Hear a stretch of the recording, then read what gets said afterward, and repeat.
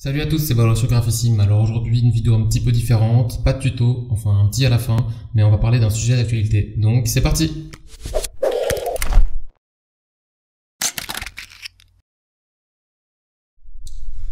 Ok, donc aujourd'hui, comme vous avez pu le voir dans le titre, aujourd'hui on va parler de Netflix. Alors, pour les quelques-uns qui ne connaîtraient pas encore Netflix, Netflix est une entreprise américaine créée en 1997 qui propose des films et des séries diffusés en continu sur Internet.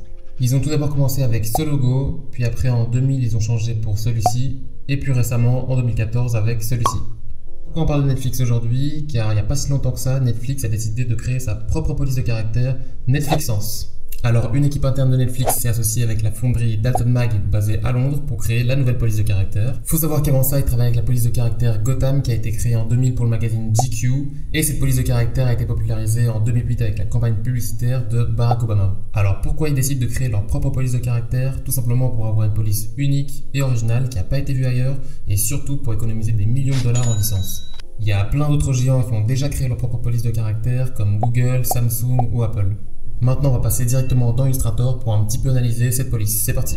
Alors, on se retrouve directement dans Illustrator et la première chose qu'on va faire apparaître, c'est le logo, son icône et la typo.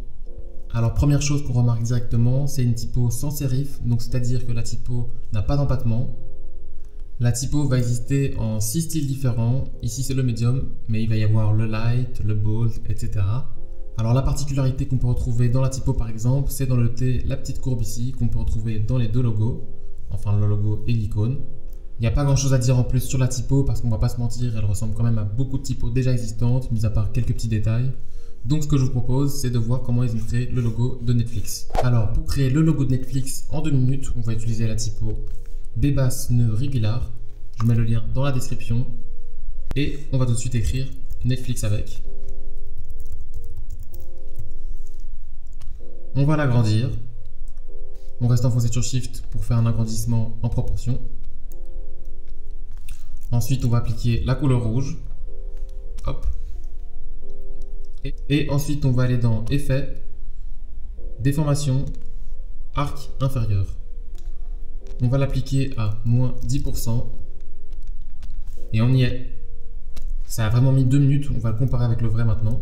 Alors ça c'est notre logo Netflix et le vrai ressemble à ceci. Alors il y a une petite différence de couleur, mais on va directement l'appliquer sur le logo.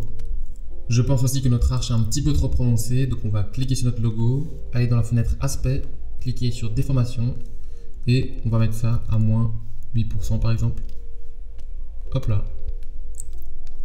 Alors ce qu'il faut savoir aussi, c'est que c'est pas parce qu'on fait un logo en 2 minutes que c'est un mauvais logo, bien au contraire, c'est souvent les logos les plus minimalistes et les plus simples qui sont les plus efficaces. Ok, la vidéo est maintenant terminée, j'espère que ce petit format vous aura plu, n'hésitez pas à vous abonner et moi je vous dis à bientôt, ciao!